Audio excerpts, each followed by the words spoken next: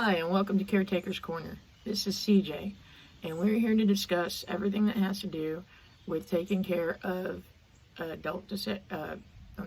elderly and disabled parents, disabled spouses, and adult disabled children. I'm going to continue the series on the lessons I've learned through being a caretaker that I want to take into account for my future. So we've been going over, I've done finances, a quick synopsis of how you're going to do your finances, how you're going to handle your own finances upon retirement. And then I did one on, I just lost it. When to retire, taking into account what you want to do with retirement and your finances and your health and your medical. So now I'm going to discuss some other things that make a big difference and that you need to think about, because it's stuff you're responsible for now and you're going to be responsible for them later. So one of them is house care. So if you own your own home, which I do, then you're required, to do maintenance. You got your maintenance, your yard work, cleaning. My house is handicap accessible for the most part. We're still working on it. Even though my dad's passed away, we're going to make some more changes to it to make it more handicap accessible because of Barbara's situation. And so you need to look at, is your house a good house for retirement? Is it a 2-story with a basement? Because the older you get, the harder it is for a lot of people to be able to go up and down stairs. Even though it's one of the best exercises for people, that is one of the hardest things for elderly to do, is to be able to go up and down a flight of stairs. Not just a few stairs, a flight of stairs. So if you have a 2-story home with a basement, and a lot of homes have the laundry room in the basement, you figure you have to be able to carry that laundry from the second floor all the way down to the basement, wash, dry, fold, and then carry it back up. Is that acceptable to you? Do you have knee problems? Do you have back problems? Is there a history of these issues in your family that could come into play? Is your house handicap accessible or elderly accessible, is another way of putting it. So by elderly accessible, like I said, you've got the stairs. Is everything easily reachable? Because necessarily, once you get past a certain age, you may not be able to climb a step ladder to reach a cupboard that's up high, right? Where's your laundry room located? Are your doors wide enough for wheelchairs? I know, like at my house my dad was living in, that was actually a big issue. We have one room that when we got the house, we had to take the door off because my mother-in-law's wheelchair was too wide to go in with the door frame on. Also, the house is not really built for wheelchairs, so like to get into the bathroom, you have to be able to walk from if you're in a wheelchair, you have to be able to go from the door to the facilities, because the door, for some reason, you can't make that turn, and it's not wide enough to get even a small wheelchair through. So these are things you want to think about when deciding on your retirement home. So this is one that we're working on thinking about heavily right now. So you got to look at upgrades that you might need to make to your home. Walk-in showers, the walk-in bathtubs. I can tell you from experience, if you are unable to get into a regular bathtub, there are seats that you can get that you go and you can move from one side to the other, providing you have the muscle power to do it. Now, I can tell you from experience, not all elderly have that muscle power. So then you have a seat that they can sit on, but they can't get themselves over into the bathtub. You can have a walk-in shower with a seat in it that allows them to be able to go in, sit down, shower, and get out. So that's something you need to look at. Do you think you'll be able to get in and out of a bathtub when you're 70, when you're 80, when you're 90? How long do you want to live on your own? How long do you hope to be able to live on your own?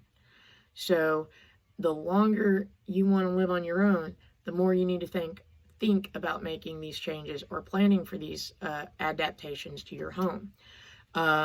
With my dad, we had the chair, and he was not able to successfully navigate it all the time. So you have to make sure that your floors are good floors. You've got waterproofing on them.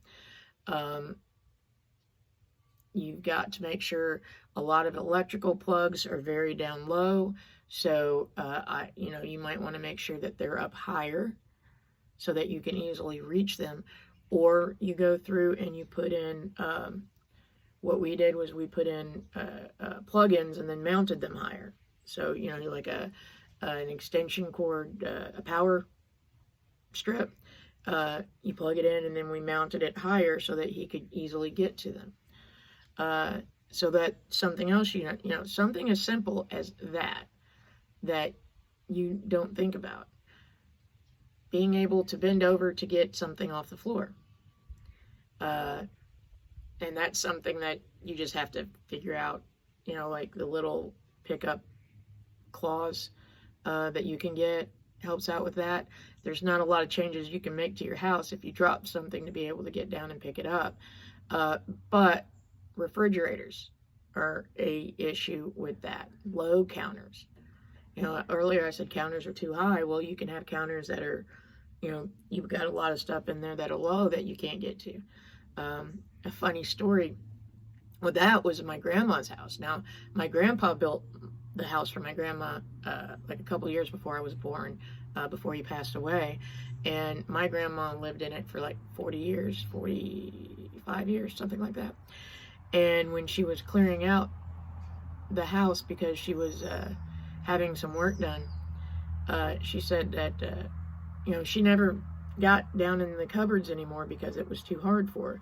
So we're pulling stuff out, and she's like, I didn't even realize I had that because it had been so long since she was able to get down into those cupboards. Something else you might want to think about. You got to think about where, things that are too low, things that are too high. When you get older, that's an issue.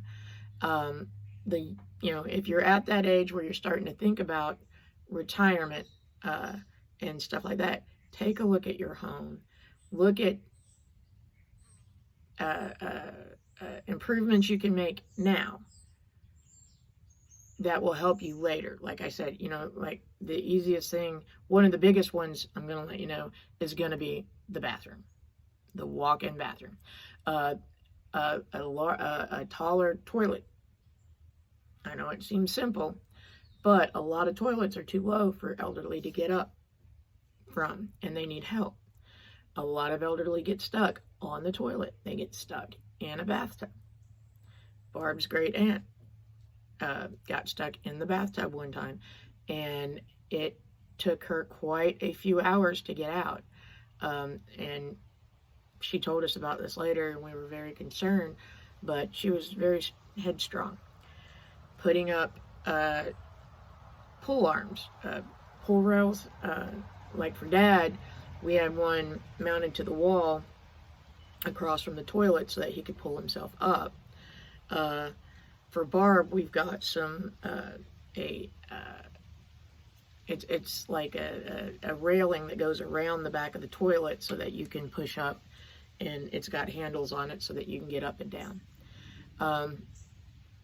Simple things that a lot of people take for granted now, that if you're close to retirement in a few years, these things can make a huge difference to your life, allow you to stay by yourself or with your spouse in your own home without having to have extra help.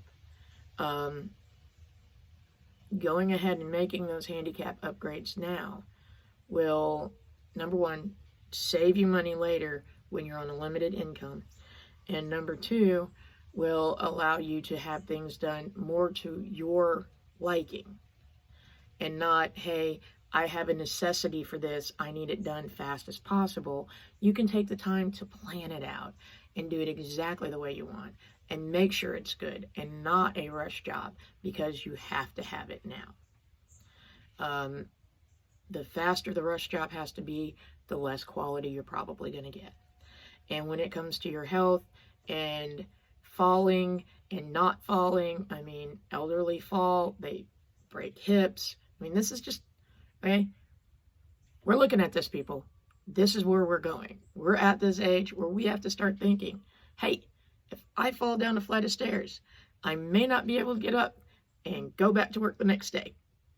And if you know me, you know I fall all the time. And I have fallen down the basement stairs a lot.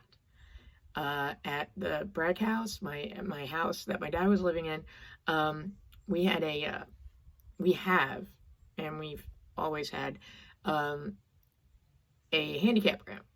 My in-laws were disabled and they were in wheelchairs. And the big joke was, it wasn't if I was going to fall on the ramp every year. It was when and what location on the ramp I was going to be. So, you know, you got to take into account, these are just things that are going to happen. You're going to fall. Well, when you're elderly, it's a lot harder to get back up. So you need things around to help you get up. The biggest fall I know of, I believe for most elderly, I know in my experience, is in the bathroom. So you want that walk-in shower. Go ahead and do it now. That way you can get it however you want it. You can get it with the tub and the shower. You can get it with the walk-in tub, just the walk-in shower. Make sure there's a chair in there. A seat. It may be a little annoying now, but it's really going to come in later, handy later. The layout of your house. You want it to be the most convenient for you. Is there a chance you could end up in a wheelchair? We knew for a fact that there's a chance that Barbara and her siblings can end up in a wheelchair. Both of her parents did at relatively young ages. And so if we get a different house for retirement, it's going to have wider walls, wider hallways, wider doors, walk-in shower, walk-in bathtub, and a more open floor plan because it is more conducive to wheelchairs. If you know you're going to have back problems, then you want a house with no stairs or as few stairs as possible.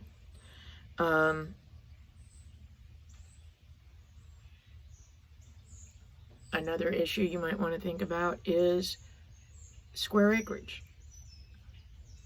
Right now, you're responsible for going out and mowing, weed eating. How much are you going to have as square acreage? Are you going to pay somebody to come in and take care of the lawn, which, I mean, is totally doable and acceptable, but that goes on to your added expenses for your monthly income that will be limited. So you want to take that into account. You got to take into account all that. So, you know, you do your own house cleaning right now. Will you be able to continue to do that? You do your own laundry right now. Will you be able to continue to do that? You cook your own food right now. Will you be able to continue to do that? Food preparation and cooking in my house is a big deal because of my food allergies. We spend several hours a week cooking and preparing meals for the household. And we have to be very careful about it because, like I said, I have a lot of food allergies. So I hope some of these questions I've posed will help you out. I know, like I said, we're really looking at this one right now because, well, one, we're all Gen Xers, and two, we're starting to feel the aches and pains of age. and especially, you know, with Barbara's condition and everything. So these are things that I have noticed from my parents. Like, my mom and stepdad had a 3-story house. I don't even think they use the top story. They don't go upstairs. They sleep and live on the first floor. And I'm not sure if they use the basement. I know they did when they first got it, but they've been there, I'll say about 10 years now, maybe. So, yeah. I mean, are you going to be able to use your entire house? If you think that there is a chance that you're not going to be able to do stairs, and let's face it, just growing older, there's a chance you're not going to be able to do stairs, then don't get a multi-floor house, or prepare to trade houses. You know, get another retirement home that will meet your needs. I hope this has helped. Please like, subscribe, and share. And if you have any comments, please leave them below in the comments section. If there's something you'd like me to discuss, just let me know what it is in the comment section, and I'll be able to get back with you. Thank you, and have a wonderful day.